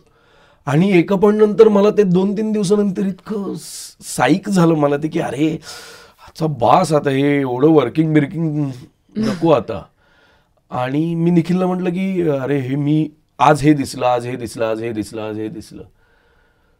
तो म्हणाला बस आता हे तू ठेव तुझ्या हात आणि तू जस्ट बोल आता. So doing nothing is doing something, एवढंच आहे ते. पण ते इतकं अवघड आहे, doing nothing is doing something, ते सोपं नाहीये. मग मी चोरून, आता हे मी घेतलं कुठून किंवा मी उचललं कुठून, तर मी चोरून निखिल आणि यांना न सांगता वगैरे मी थोडे इरफान खानचे थोडे सिनेमे पाहू लागलो. कारण की आता काय करावं, आपण आता कॉपीच करावी असं इथपर्यंत मी आलो की आता काहीतरी कॉपी करावं. म्हणजे आपण नोट्स कॉपी करतो, झेरॉक्स मारतो एखाद्या गोष्टीची, कारण सिलेबसच नाही, कारण आता माहिती नाही काय करायचं. आणि भयंकर, आणि काय होतं की विनोदी सिनेमा असतात तर गोष्टी कधी काय इन्फ्लो होऊन जातात. इथे जर काही चुकीचं केलं किंवा अंदाज नाही ना नक्की काय होणार याचा. आणि मी 2-3 वेळा इरफान खानचे सिनेमे पाहिले आणि मला लक्षात आलं this is the worst process an actor should do. You just can't. तुम्ही नसरुद्दीन शाह आणि इरफान खानचं काम बघा आणि ह्याचं काम बघा आणि मी आता तसं कर, यू जस्ट कांट. मग तुम्हाला करताच येत नाही. आणि मी अजून खाली गेलो, कारण ते मी एक चापलूस नट असल्याप्रमाणे मी एक सोपा मार्ग निवडायचा प्रयत्न केला, पण तसं होत नाही. तुम्हाला तुमचं म्हणून आणावं लागतं ना, तुम्ही उसणं बाहेरचं कसं घेणार. पण मला मिळत नव्हतं. पण शूट सुरू झालं आणि मला असं वाटतं की निखिलने, मग तो त्या पद्धतीचा डिरेक्टर आहे की निखिलने तिथे इंजेक्शन्स द्यायला सुरुवात केली. आता थोडं हे कर, अजून मेलोडाऊन कर, अजून सटल कर, अजून काहीच नको करू, अजून काहीच, तू 8 टेक घे, 10 टेक घे, 12 टेक घे, आय जस्ट डोंट केअर की वेळ चाललाय, अजून सोपं करते, अजून सटल करते, अजून असं करते. आणि 4 चौघात न सांगता कोपऱ्यात जाऊन शांतपणे रिलॅक्स, काहीच करू नकोस. अँड देन पहिल्या दिवशी and then it started coming की ओके आता आपण ह्या झोनमध्ये आलेलो आहोत प्रॉबब्ली. असं करत करत करत करत ते हाती आलं. सो फार इंटरेस्टिंग प्रोसेस आहे निखिलची, की तो तुम्हाला सगळे पत्ते दाखवतो पण तरी तो तुम्हाला अख्खी रमी तुमच्यासमोर मांडत नाही. म्हणजे कधी कधी काही डिरेक्टर्स कसं की असं करायचंय, असं करायचं, आणि हे पाहिजे, आणि हे, आणि इतकं डिटेलिंग, आणि असं तसं. इट्स द सेम विथ प्रकाश. एकतर प्रकाश बोलतच नाही, प्रकाश बोलतच नाही काहीच. तो म्हणजे प्रकाशचं दिग्दर्शन, मग प्रकाशचं ऍक्शन पण ऐकू येत नाही कधी कधी. बापरे. तो असं त्याच्या तोंडातल्या तोंडात तो ऍक्शन पुटपुटतो. It is us who should understand as actor की आता आपल्याला करायचं, आता सुरू करायचंय. सो हम्पीच्या कॅरेक्टरमध्ये आर रणजित ते नाव अशासाठी दिले की ज्याची आम्ही रिक्षा घेतली त्याचं नाव आर रणजित होतं. सो कॅरेक्टरचं नाव आधी वेगळं होतं. सो मी त्याचेच कपडे, त्याचीच रिक्षा वापरली, आणि मी त्याच्याबरोबर हम्पीमध्ये 1-2-3 दिवस त्याच्याबरोबर मी बोलत होतो. आणि त्याच्या रिक्षात ऍक्च्युली लिहिलं होतं डोंट वरी बी हम्पी, असं त्याच्या रिक्षात लिहिलं होतं. नान गुडिसले ना होरगे बनते या नरेंद्र सद्दू बनतो ह्या लेवल, असं तो कॅनडी असं छोटं छोटं छोटं बोलत होता. सो त्या आर रणजितला मी ऑब्झर्व केलं ऑफकोर्स, पण नुसतं ऑब्झर्व करून उपयोग नाही, तर आपलं म्हणून मग ऍड करताना मग प्रकाशला काय अपेक्षित आहे ते तसं तसं करत गेलो. सेम विथ प्रकाश. प्रकाश काय करतो, प्रकाश पाण्यात टाकतो आणि तुम्ही हातपाय मारता वेड्यासारखे, आणि तुम्हाला असं वाटतं तुम्ही आता बुडणार, आणि मग तो एक दोरी टाकतो आणि तो तुम्हाला त्यातनं बाहेर काढतो. आणि मी म्हणतो अरे प्रकाश मेलो असतो ना. तो म्हणतो नाही ना, पण वाचलंच ना, झालं ना, हे जे पाहिजे, हा झालं ओके. आता झालं ओके ओके म्हणजे काय, तर मला ते नाही ऍक्टर म्हणून मला माहिती नसतं झालं ओके म्हणजे त्याला जे हवं होतं ते झालं. पण आपण काय केलंय हे तो कधीच जाणून देत नाही. But that's the magic. It's a very razor edge गोष्ट आहे की तो पुन्हा तेच, तो सगळं सांगत नाही. तो ओव्हर ब्रीफ सुद्धा घातक आहे ना, राईट, आणि अंडर ब्रीफ सुद्धा घातक आहे. इन्स्टिंक्टिव्हली जे आलं पाहिजे, जे नॅचरली आलं पाहिजे, ज्याच्यातनं मॅजिक क्रिएट होईल स्क्रीनवर, असं जे आलं पाहिजे ना, मला असं वाटतं that's actually direction. Direction is not saying action cut, हे कर ते कर. Direction is just you are trying to find the magic in the scene, that's it. एवढंच आहे ते. पण हे खूप इंटरेस्टिंगली करतात. पण जसं तुम्ही म्हणालात की ही तर आपण फक्त 2 फिल्म्सच्या प्रोसेसेस बद्दल बोललो, पण आता तुम्ही सांगितलं तसं इतक्या फिल्म्स आणि इतकं काम एकानंतर एक होतंय. I am sure you consume a lot of your self every time, आणि प्रत्येक वेळेला एक प्रोसेस झाली, प्रत्येक प्रोसेस वेगळी आहे, प्रत्येक दिग्दर्शकाची पद्धत वेगळी आहे, आणि आपण सतत त्या दृष्टीने मोल्ड होत असतो. हे सगळं करताना आपली टंकी फुल करण्यासाठी परत as a performer, as an actor काय सोर्सेस आहेत, तुम्ही काय करता की परत यू फील की ओके आता मी माझे रिसोर्सेस परत भरलेले आहेत की मी पुढच्या कामाला अप्रोच करेन? Good question. म्हणजे मला मी असा फार काही ब्रेक वगैरे घेत नाही. इफ यू हॅव नोटीस मी फार बाहेरही येत नाही. म्हणजे मी जेवढा माझा वेळ आहे तो मी खूप जेलस असल्यासारखा वापरतो. शक्यतोवर मी रूम शेअर करत नाही. शक्यतोवर मी म्हणजे जर एक्सटेन्सिव्ह कामात असेल तर कुठेही मी पार्टिंगला वगैरे जात नाही. किंवा मी खूप काम करतोय आणि मला माझा वेळ जर मिळतोय तर मी ईच अँड एव्हरी बिट तो युटिलाइज करायचा प्रयत्न करतो मला स्वतःला कूल डाऊन करण्यासाठी. मला चालावंसं वाटलं मी चालायला जातो. मला झोपावंसं वाटलं तर मी एक्सटेन्सिव्ह झोपतो, कारण it is very very very necessary. मी म्हणजे ह्यातून कधी कधी माझे मित्र नाराज होतात, आम्ही बोलवलं आणि तू आला नाहीस, किंवा नातेवाईकही थोडेसे त्यांचं असं होतं की एवढं काय आहे की घरी असं समारंभ आहे आणि हा आलाच नाही किंवा असं. पण मी कोल्हापुरात सुद्धा जेव्हा जातो, म्हणजे आईबाबांकडे जेव्हा जातो आणि जर माझ्याकडे 5 दिवस असतील तर मी पहिले 3 दिवस कुणाला सांगतच नाही की मी येतोय. आता मी हे सिक्रेट ब्रेक केलं. आता मला नवीन आयडिया काढावी लागेल, पटकन विसरून जातो मी बघितलंय. पण मी ठेवतो मग स्वतःसाठी वेळ. नाटक करतानाची एक खूप सुंदर गोष्ट मिळाली आहे. नाटक करतानाची एक सुंदर गोष्ट अशी मिळाली आहे की थर्ड बेल व्हायची असते तेव्हा तुम्ही स्टेजवर नसता आणि ना तुम्ही नॉर्मल लोकांमध्ये असता की येताय गप्पा अरे आता काय स्टेजवरच जायचंय अशी परिस्थिती नसते ना. एक मध्ये एक व्हॅक्युम, ना तुम्ही स्टेजवर आहात ना तुम्ही इथल्या माणसांमध्ये मिक्स होऊ शकता. अशी एक व्हॅक्युम, असा एक व्हॅक्युम क्रिएट होतो. मला असं वाटतं दॅट्स मेडिटेशन.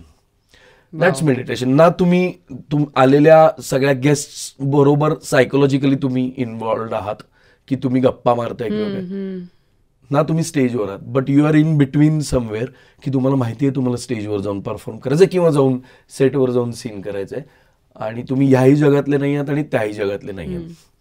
सो ते जास्तीत जास्त मी मेंटेन करायचा प्रयत्न करतो. मग मी नाटकाचा, सिनेमाचा, कलेचा, टार्गेट्सचा मी कशाचाही विचार करत नाही.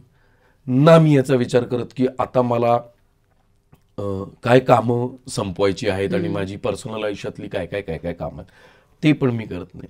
हायबरनेशन, सरळ सरळ हायबरनेट व्हायचं आणि ते व्हावंच लागतं आणि ते हेल्थसाठी आणि इन जनरल गोष्टीसाठी हायबरनेट व्हायला काहीच हरकत नाही.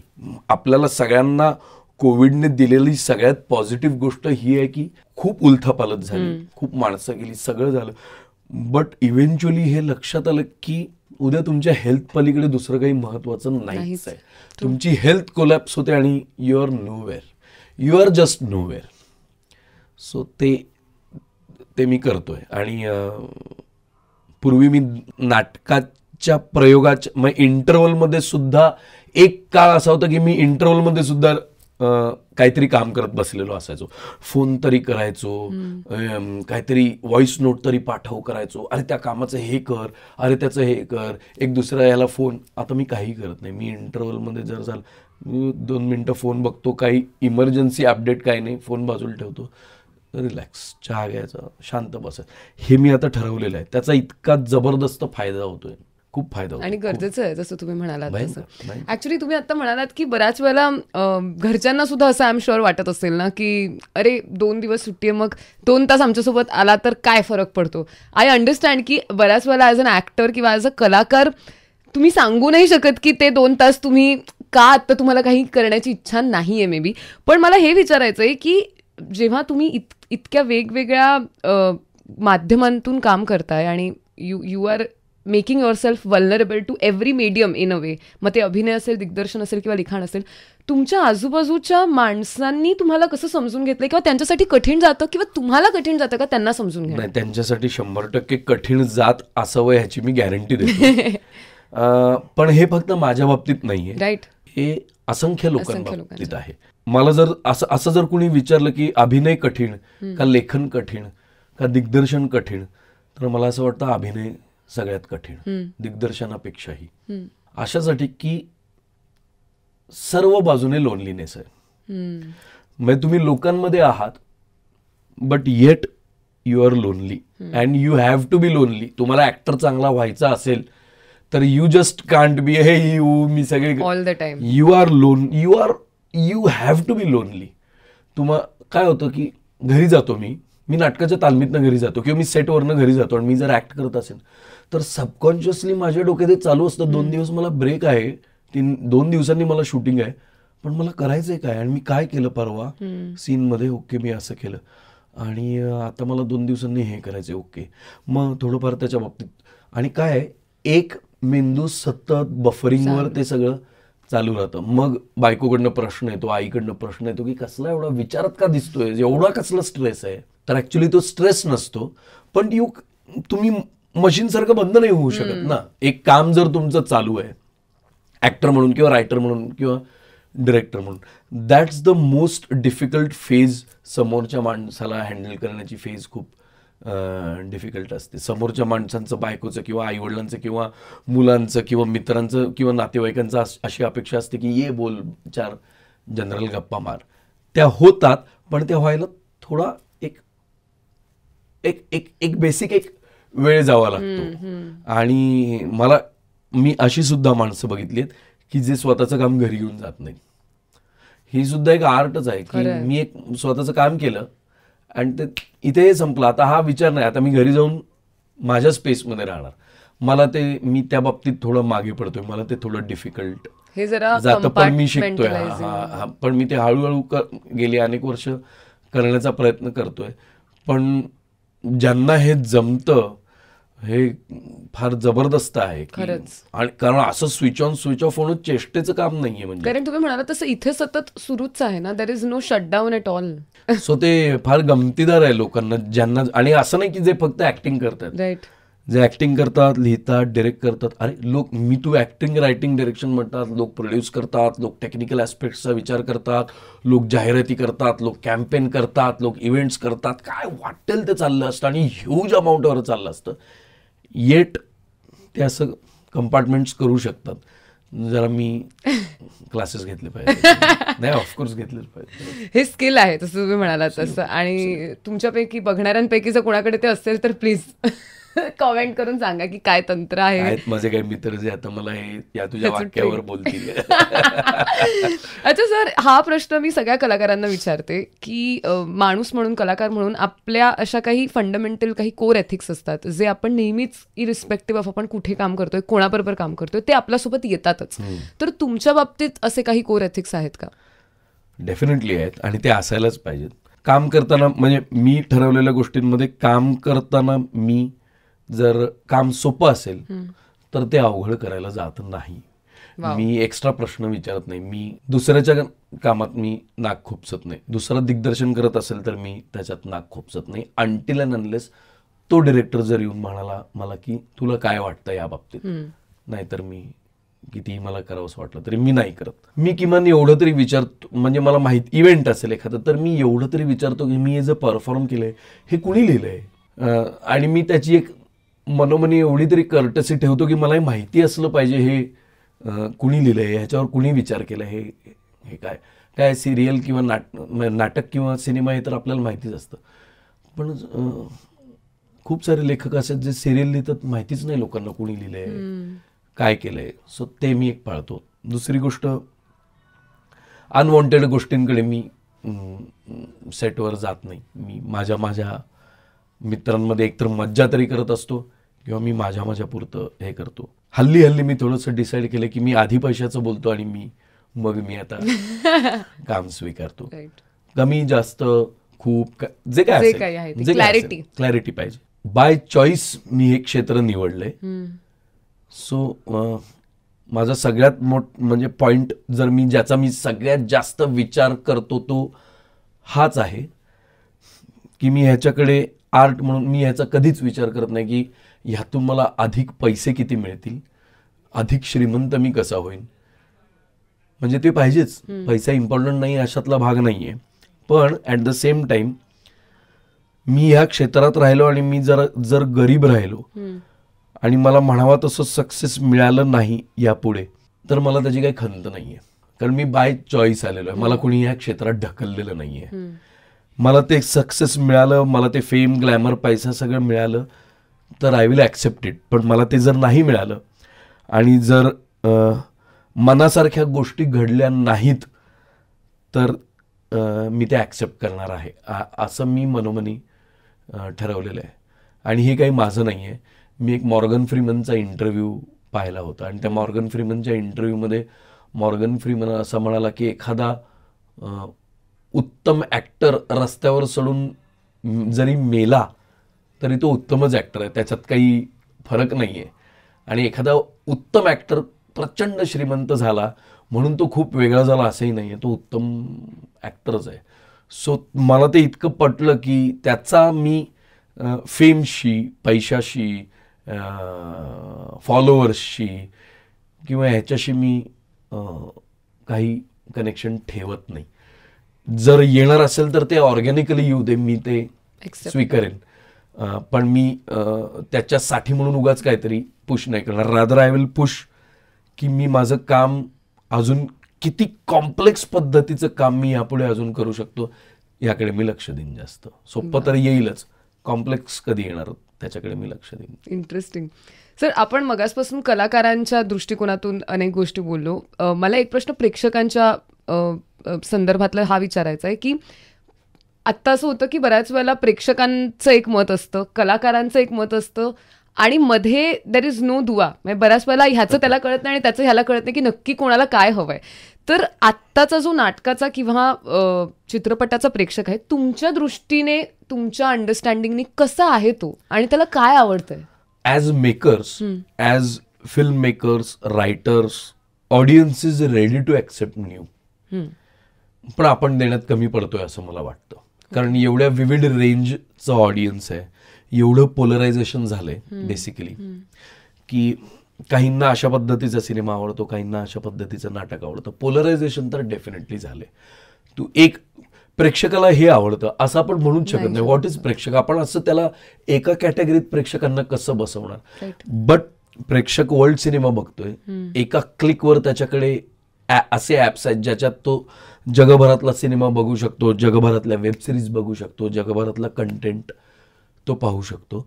तर मला असं वाटतं मेकर्स म्हणून आपण थोडंसं डेअर नाही करत आहोत की पुश करून अजून काहीतरी वेगळं करावं. प्रेक्षक नेहमीच डेफिनेटली ॲक्सेप्ट करत आलेलं आहे आणि 100% मग त्याच्यातलं पर्सेंटेज वर खाली होत असेल थोडंफार. यू जस्ट कांट से की आता प्रेक्षकांनी सगळं 100%च ॲक्सेप्ट केलं पाहिजे असं नाही म्हणत आहे मी. त्याचं पर्सेंटेज वर खाली होत असेल, but the audience is willing to receive. आपण आपल्या बाजूने देताना थोडेसे कमी पडतोय की काय असं फिलिंग माझ्या मनात आहे. आपण हवी तेवढी रिस्क घेत नाही आहे का असं मला प्रायमा फेसी वाटतं. दुसरा उलट्या बाजूने विचार केला तर जसं ॲक्टर ग्रूम होतो, writer, director, industry, producer, technicians जसे ग्रूम होतात सिनेमा नाटक करण्यासाठी, सिरियल करण्यासाठी, तसं ऑडियन्सही ग्रूम करावा लागतो. Biggest example is Malayalam cinema. किंवा कन्नड सिनेमा सुद्धा त्यांनी ग्रूम केलं ना त्यांच्या ऑडियन्सला थोड्याफार प्रमाणात की चला आपण एक KGF केला, एक कांतारा केला. आता आपल्याला KGF आणि कांतारा ही 2 मोठी उदाहरणं आहेत, पण वेगळ्या पद्धतीचा सिनेमा सुद्धा होतोय. मल्याळममध्ये व्यावसायिक सिनेमा झाला पण वेगळ्या पद्धतीचा सिनेमा सुद्धा होतोय. सो त्यांनी त्यांचा ऑडियन्स ग्रूम करण्याची प्रोसेस सुद्धा थोडीफार इंटरेस्टिंगली पुश केलेली आहे. आपण जर ऑडियन्सलाच ग्रूम नाही केलं, आपण पोचवलंच नाही ते ऑडियन्स पर्यंत, तर तो तयार कसा होणार ऑडियन्स? आणि मल्याळम सिनेमाने मला वाटतं कुठेतरी आपल्याला पण थोडंसं ग्रूम केलंय. डेफिनेटली की आपण कधी आधी लॉकडाऊनच्या आधी मल्याळम सिनेमा बघणारी इतकी माणसं माझ्या ओळखीत नव्हती जितकी या क्षणी आहेत. For sure now it has just increased. नाही, आणि खूप म्हणजे असंही नाहीये ना की लोक बघत नाहीत. चोरीचा मामला has been asked in Tamil, Telugu, Malayalam, Kannada and Punjabi. म्हणजे लोक बघतायत ना आपला सिनेमा. असं नाही आहे ना की नाही बघत आहेत. आपण काही चांगलाच, आपल्याकडे काही मेकर नाही आहेत का चांगले मेकर आहेत? मला असं वाटतं त्या ऑडियन्सपर्यंत जी पोचण्याची जी प्रक्रिया आहे आणि त्यांना एखादी गोष्ट बघण्यासाठी जे ग्रूम करणं आपण जे म्हणतो ना, तिथे आपण कुठेतरी आपण कुठे एक्झॅक्टली असं पिन पॉईंट नाही करता येणार, पण आपण पूर्ण ताकदीने ऑडियन्सपर्यंत पोहोचत नाही आहोत. आपण ऑडियन्स आहे ते ॲक्सेप्ट करायला तयारच आहेत. अशी परिस्थितीच कधी नव्हती की आम्हाला बघायचंच नाही काय. अशी परिस्थिती नसते. कधी वर खाली होऊ शकते पण नाहीच बघायचं अशी परिस्थिती होऊ शकत नाही. पण त्यांना आपण तयार केलं पाहिजे. त्यांना हा काहीतरी इंटरेस्टिंग भाग आहे, इंटरेस्टिंग सिनेमा आहे आणि ते आपण त्यांच्या डोरस्टेपपर्यंत नेतच नाही आहोत. खूप छान पद्धतीने ते नेलं पाहिजे आणि मग तो ऑडियन्स डेफिनेटली येईल. हा माझ्या घरचंच उदाहरण आहे. जर मी माझ्याच मुलीला आपला सिनेमा काय असतो किंवा आपलं नाटक काय असतं हे जर मी दाखवलं नाही तर कसं डेव्हलप? आत्ता पण यू वोंट बिलीव्ह, मला 18 आणि 22 आणि 23 वर्षांची मुले येऊन भेटतात म्हणतात आम्ही आयुष्यात पहिल्यांदा नाटक बघितलं. सो माझ्यासाठी ही ड्रेडफुल सिच्युएशन आहे ना. तुम्हाला माहितीच नाहीये की आसपास किती वेगवेगळ्या पद्धतीची नाटकं आहेत, किती वेगवेगळ्या पद्धतीचे सिनेमे आहेत. राईट. आज अचानक आपल्याला छाया कदमचा एकदम आज अचानक एकदम आपल्याला अरे आपल्याकडे एक छाया कदम आहे असं नाहीये ना. आपल्याकडे ती नेहमीच होत्या. असं एकदम होतं ना. आपण ग्रूमच करू शकलेलो नाही होत त्यांना. बाप लोक नावाचा सिनेमा आला, कमाल. काय सिनेमा होता, म्हणजे किती सुंदर सिनेमा होता, पण माहितीच नाही ऑडियन्स.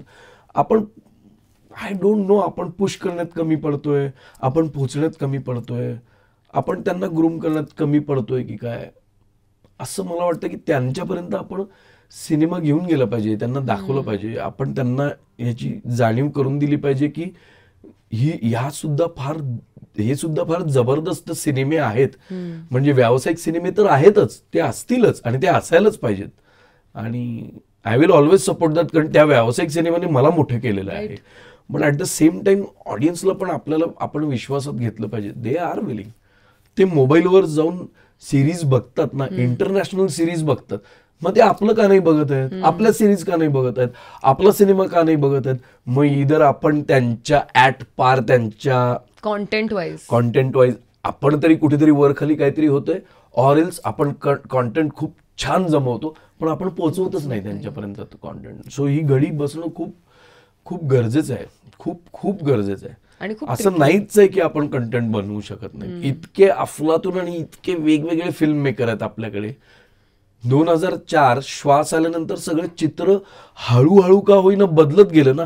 आला ना निशिकांत कामत, रवी जाधव आला, उमेश कुलकर्णी आला, गिरीश कुलकर्णी आला, निखिल महाजन आला, नागराज मंजुळे आले, व्यावसायिक ह्याच्यात वेगवेगळं काम करणारे वेगवेगळे डिरेक्टर्स आले, मोहित टाकळकर आला, सचिन कुंडळकर आला, किती डिरेक्टर्सची म्हणजे सुजय डहाके आला, महेश मांजरेकर होतेच, संजय जाधव फिल्म होते, महेश कोठारे, सचिन म्हणजे यू से. आणि आपल्याकडे प्रत्येक जण वेगवेगळ्या पद्धतीचा सिनेमा करणारा माणसाची ताकद. क्षितिज पटवर्धन आला लेखक म्हणून. कुणाला माहिती होतं संगीत देवबावळी सारखं एखादं नाटक येईल आणि 500 प्रयोग होतील, अरे नवीन लेखकच नाहीत म्हणत प्राजक्त देशमुख आला. कितीतरी नवीन नाटककार येत आहेत, कितीतरी नवीन पद्धतीने सिनेमा पाहणारे लोक येतात. मी तर आता ही जनरल नावं सांगितली. म्हणजे मेकर आहे ना आपल्याकडे. मग आपण काय, आपलं का असं राडं होतं की ते पोचत नाही, तर आपण पोचवत नाहीये लोकांपर्यंत. आपण ठासून पोचवलं पाहिजे लोकांपर्यंत, तर लोकांना कळेल की अरे दम आहे आपल्यात. म्हणजे कुठेतरी मार्केटिंगचा भाग आहे आणि कदाचित वर्ड ऑफ माउथचा सुद्धा मार्केटिंगचा भाग आहे, वर्ड ऑफ माउथचा भाग आहे, PR चा भाग आहे. आपण फार कमी पडतो त्यात. आपण ते आपल्याला असं वाटतं की हे काय आपण काय झालं एवढंच पुश केलं की बनवण्यापर्यंतच आपली जबाबदारी आहे. कुठेतरी आपण पुश केली पाहिजे. आणि पुन्हा तेच आपली म्हणजे मी करतो ती फिल्म नाही, फिल्म मेकर्सनी एकत्र येऊन काहीतरी. निपुण धर्माधिकारी आहे, किती इंटरेस्टिंग काम करतोय निपुण धर्माधिकारी. म्हणजे तर असे कितीतरी फिल्म मेकर्सनी एकत्र आलं पाहिजे. आता वरुण नार्वेकर आहे, किती तू म्हणशील तर लिस्ट संपणार नाही आता.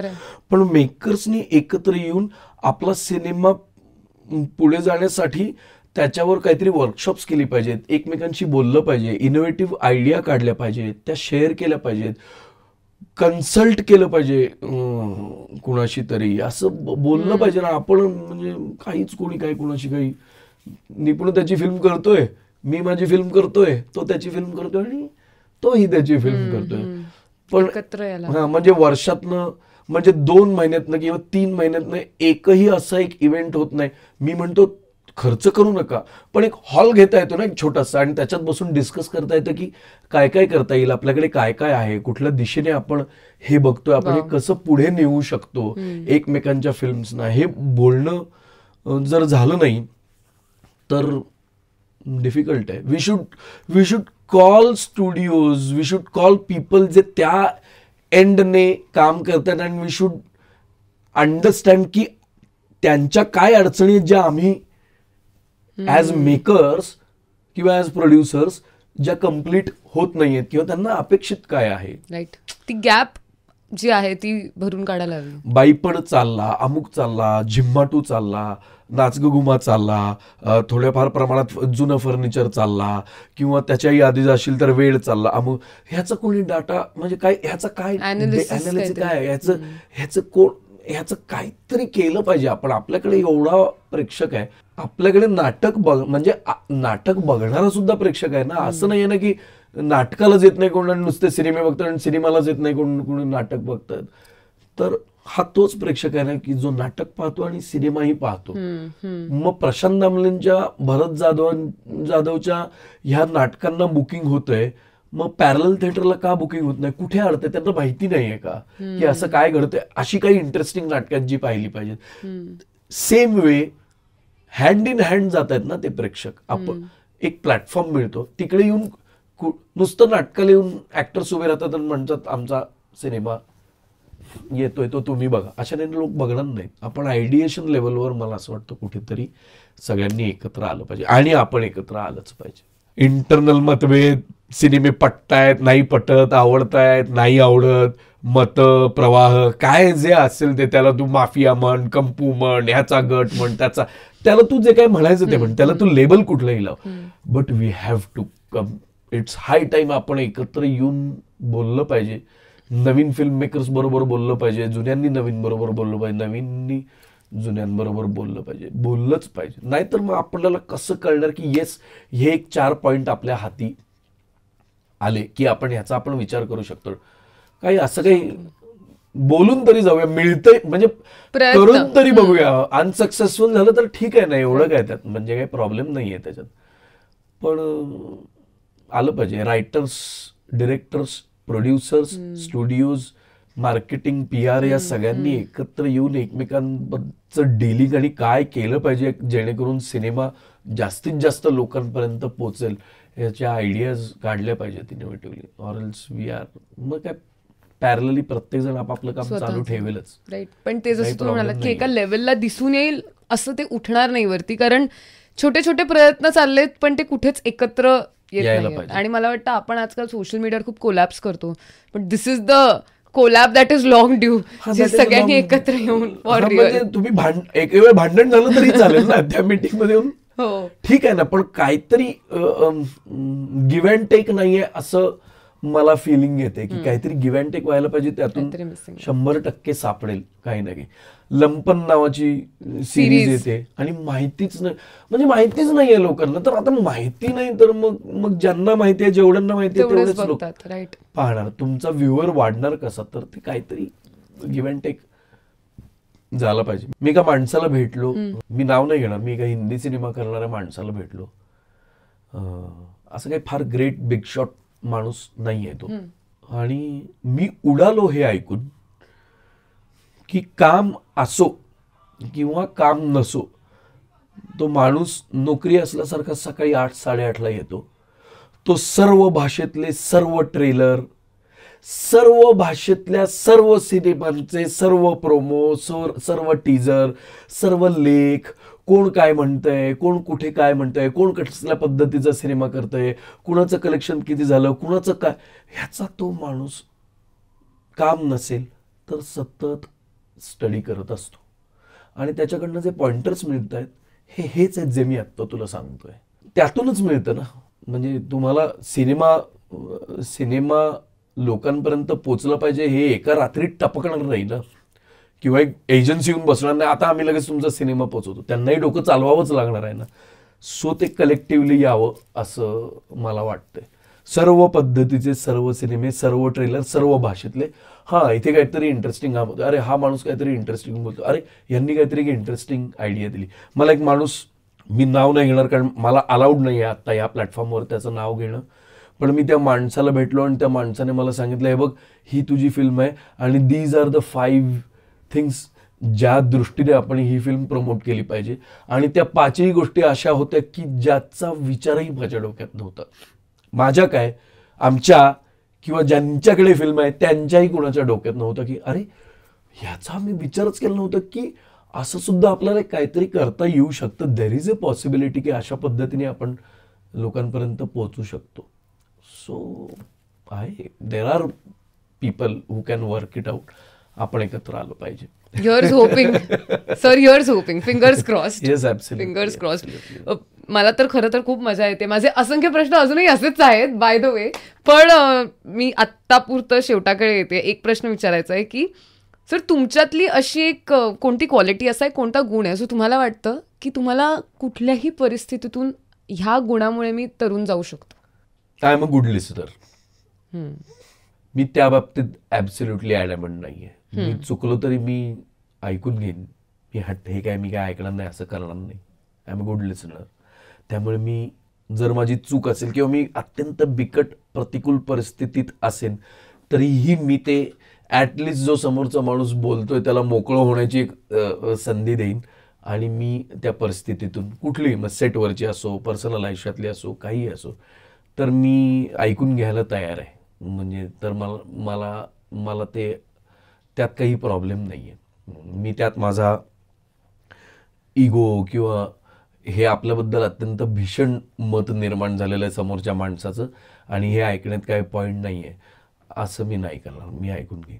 Which is a great quality मला वाटतं. हां, कारण त्याच्यातूनच मला प्रॉबेबली त्याच्यातला एक छुपा हेतू हा सुद्धा आहे की माझं मला बरं वाटतं की मी बोलतोय तेही कुणीतरी ऐकतंय आणि कुणीतरी बोलतोय ते मीही ऐकतोय.